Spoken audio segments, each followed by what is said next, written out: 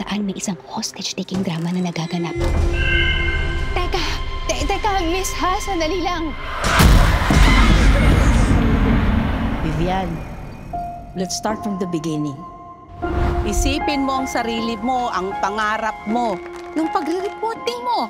Sigurado ako, proud siya sa iyo.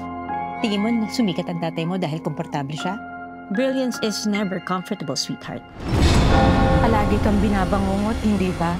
Magmula ngayon, makikita mo na silang lahat. Kahit gising ka pa.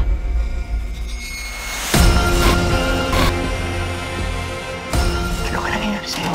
May nangyari sa akin. Merong nagbukas sa akin.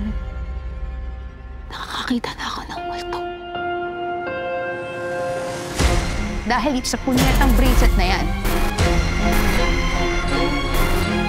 Pag nakipagsayaw ka sa demonyo, hindi ka natitigil na sayaw hanggat sabihin niya. Yung mga sumpa-sumpa na yun, nasa utak mo lang yung lahat.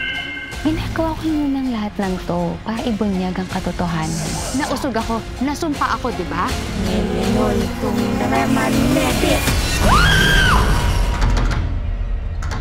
Luis! Luis!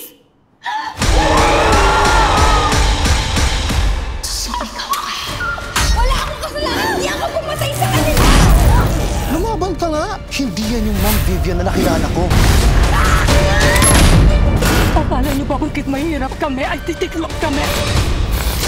Papasok siya sa utak mo at doon kanya ang bubulukin!